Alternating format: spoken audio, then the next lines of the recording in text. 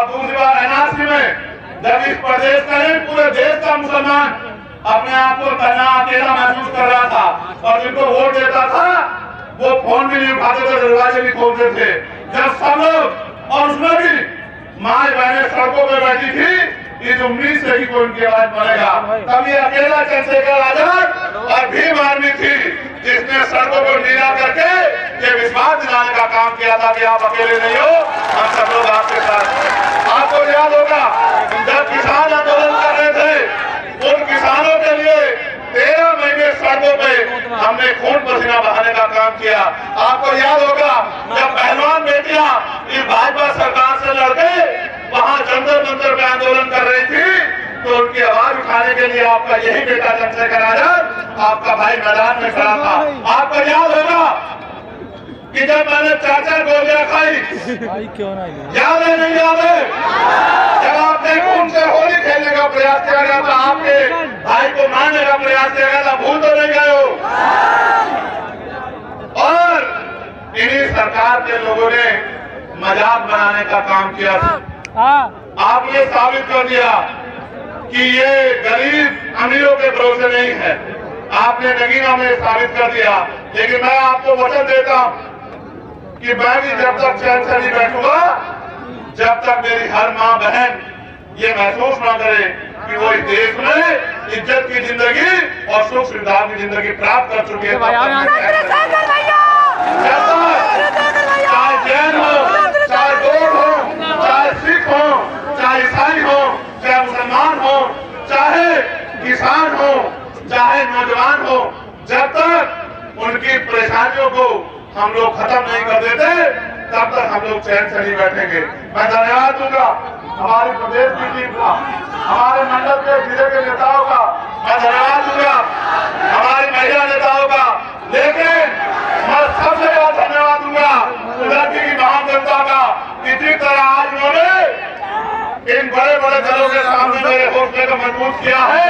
मैं वचन देकर कहता हूँ मेरे खून का आखिरी खतरा भी आपके काम आएगा। और जो साथी आप मेहनत कर रहे हैं, उन्होंने मुझसे वादा किया था कि आप ज्ञान बाबू को मौका दे दो, हम दिन रात एक कर देंगे। आप सोचो होगा क्या अगर आपने विधानसभा को जिता दिया, क्या होगा पता है आपको? क्या होगा आपको पता है? मैं बताता हूं क्या होगा।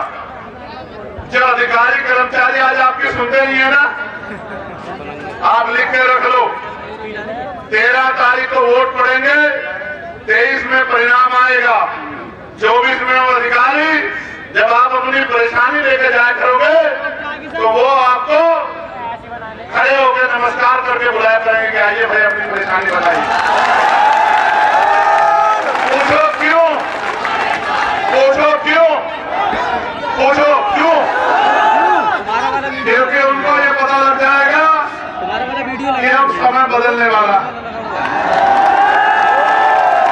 आज इनको दफ्तरों से रोक रहे हो, कल उनका आदमी, कल उनका भाई इतना ताकतवर हो जाएगा कि एसपी कौन लड़ेगा, डीएम कौन लड़ेगा, कमिश्नर कौन लड़ेगा, उसकी कलम से फैसले होंगे। तो अब हमें इन लोगों को परेशान नहीं करना है, अब हमें इन लोगों की सुनवाई करनी है, इनकी मदद करनी है, इस बात का एहसास उनको हो जाएगा। और आप याद रखना, आज कह रहा हूं इस मंच से, आज कह रहा हूं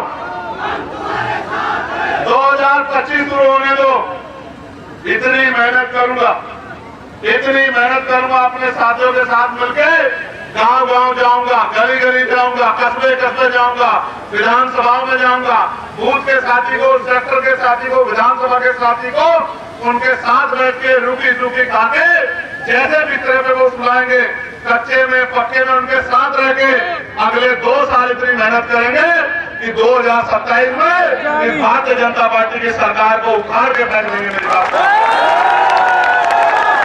इसलिए आपसे कहना चाहता हूँ, इनके पास एक रास्ता है कि ये मेरा जीवन खत्म कर दें, क्योंकि जीते जी मैं इन पर रुकने वाला नहीं, और वो नोट नहीं बना तो चंद्रशेखर आजाद को खरीद ले जा सकता है।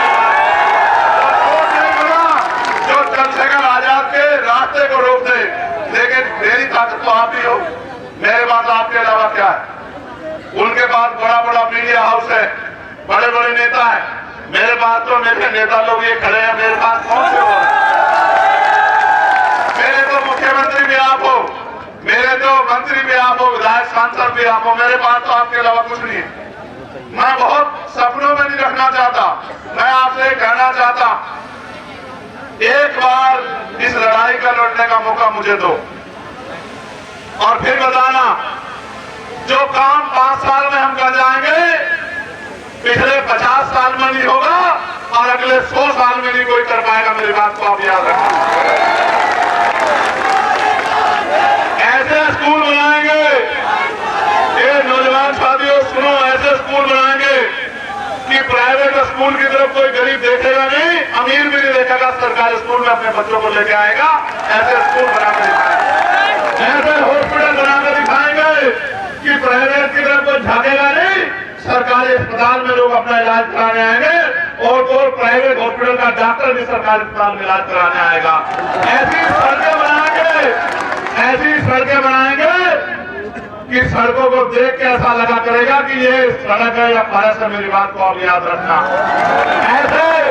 ऐसे नियम और कानून बनाएंगे कि गरीबों को कोई सता नहीं पाएगा। ऐसी व्यवस्था करेंगे कि धर्म और जाति के आधार पे कोई किसी मजहब का, कोई किसी व्यक्ति का शोषण नहीं कर पाएगा। ऐसे कानून व्यवस्था देंगे कि कोई किसी गरीब की बच्ची की तरफ आंख उठा के नहीं देख पाएगा। मेरी बात को आप याद रखना। ऐसा माहौल देंगे कि नौजवानों को उद्योग लगा के रोजगार देंगे, कुटीर उद्योग लगा के महिलाओं को रोजगार देंगे और सबको लेके आगे बढ़ेंगे। पूरे प्रदेश को ताकत देने का काम करेंगे। लेकिन शुरुआत आप कुदरती में करा देना और कुदरती से रिजल्ट देके भेजना और एहसास करा देना कि आने वाला समय आजाद समाज पार्टी का है। बहुत बहुत धन्यवाद। जय भीम, जय भारत, जय संविधान, जय मंडल, जय जोहार। और ये देख रहे हो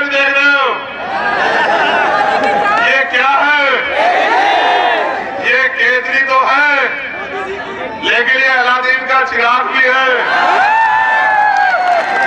इसे वोटों से भर देना और जब 13 तारीख को वोटों से भर दोगे तो 23 तारीख को जब भी ढक्कन खोला करोगे तो इसमें से अलादीन के चिराग में से जो निकलता है वो चांद बाबू के रूप में निकला करेगा। अब समस्या बता दिया करना और ये आपकी लड़ाई लड़ने का काम करेगा। कर दोगे नहीं कर दोगे मदद? तो ऐसे ड्यूटी बंद करो, खड़े हो जाओ अपनी अपनी जगहों पे, अपनी अपनी जगहों पे खड़े हो जाओ ऐसे मुट्ठी बंद करके। आवाज दो, आवाज दो। जय भीम, जय भारत, जय संविधान, जय मंडल, जय जोहर। और हमारा विधायक कैसा हो, हमारा विधायक कैसा हो, लड़की का विधायक कैसा हो, गरीबों का विधायक कैसा हो, जवानों का विधायक कैसा हो, मोदियों के सम्मान करने वाला विधायक कैसा हो। बहुत बहुत धन्यवाद। आप सबके लिए मंगल कामनाएं। बहुत बहुत धन्यवाद।